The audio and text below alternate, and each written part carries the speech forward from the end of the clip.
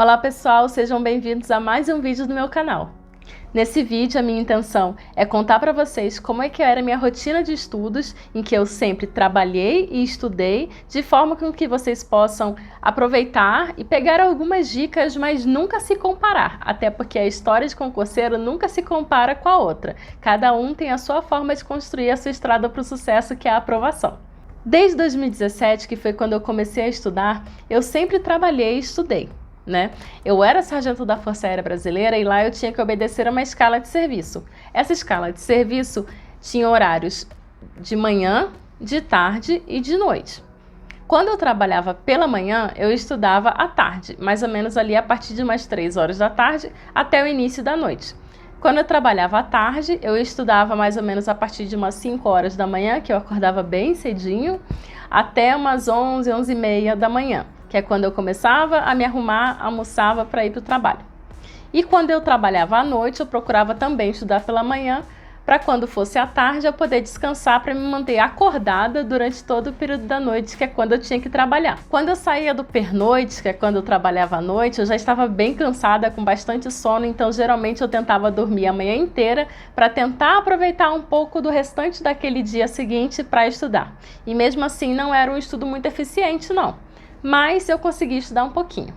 Conforme as semanas de estudo foram passando, eu comecei a perceber que a minha produtividade de estudos pela manhã era muito melhor do que à tarde ou à noite. E aí eu digo por quê? Depois que eu já tinha saído do trabalho, tinha almoçado, a minha atenção ficava muito diminuída. Dava aquele soninho assim que geralmente as pessoas têm depois do almoço e eu não conseguia simplesmente cochilar por alguns minutos.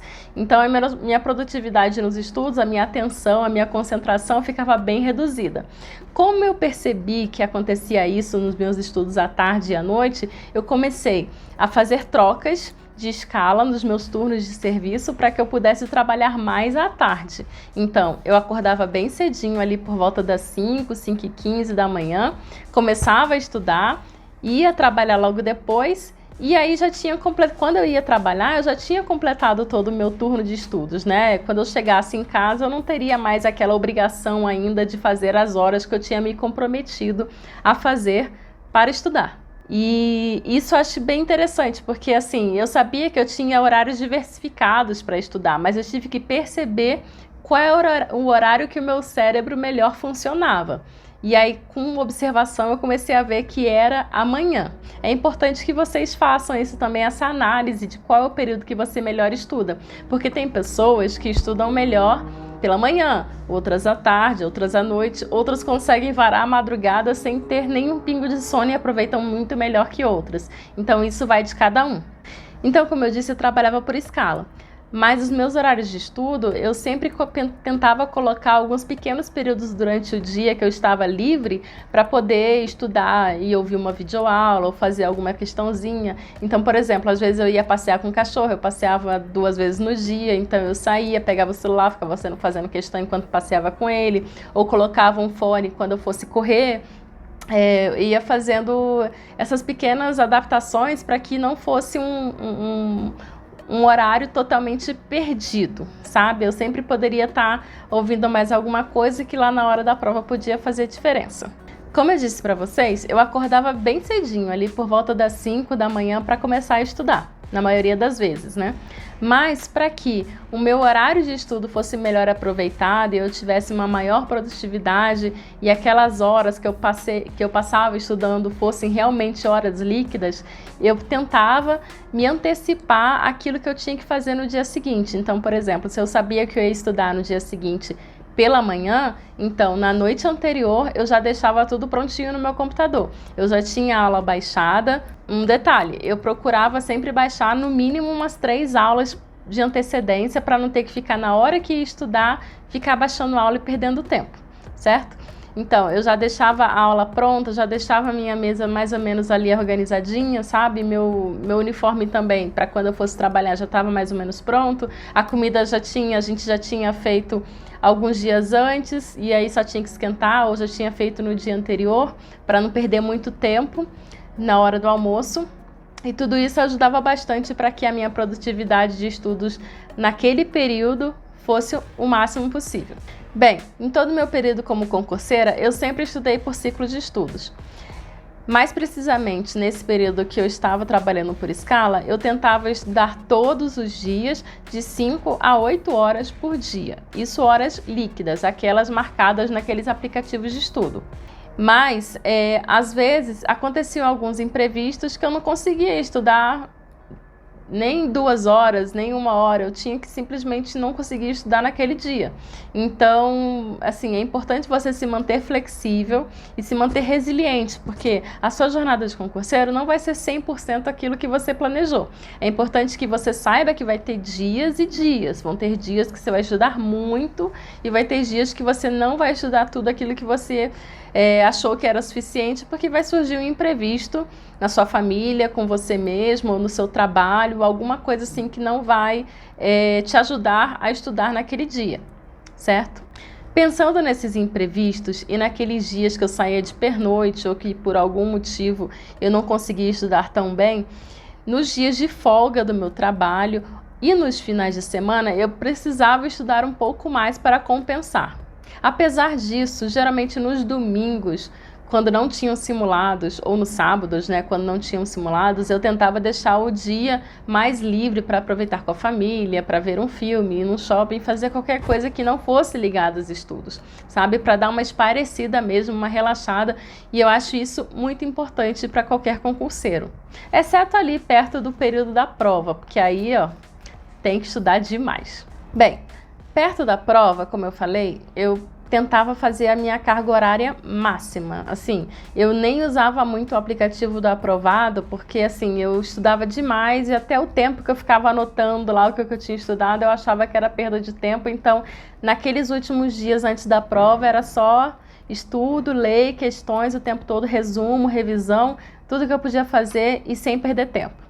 Mas antes da prova, eu procurava pegar de 1 a 2 semanas de férias para que eu pudesse me dedicar integralmente aos estudos ali pré-prova. O engraçado é porque eu poderia muitas vezes ter tirado férias de 1 mês antes da prova, mas eu nunca achei que seria interessante na minha situação só ficar estudando. Eu precisava de uma pressãozinha ali do horário para me manter focada e disciplinada naqueles horários que eu tinha estabelecido para mim. Então, geralmente eu pegava ali de 1 a 2 semanas de férias somente para me dedicar à prova. Mas aí você pode pensar, mas você não fazia nenhuma atividade física, assim, durante os dias que não eram finais de semana, nada disso? Olha, eu até fazia. Fazia ali umas 3 vezes na semana, nada muito assim regulado, porque eu sempre dei muita prioridade ao trabalho e aos estudos, então era uma coisa ou outra, a academia às vezes ficava de lado. Isso foi um erro, mas não tem como ser perfeito de todos os lados, né?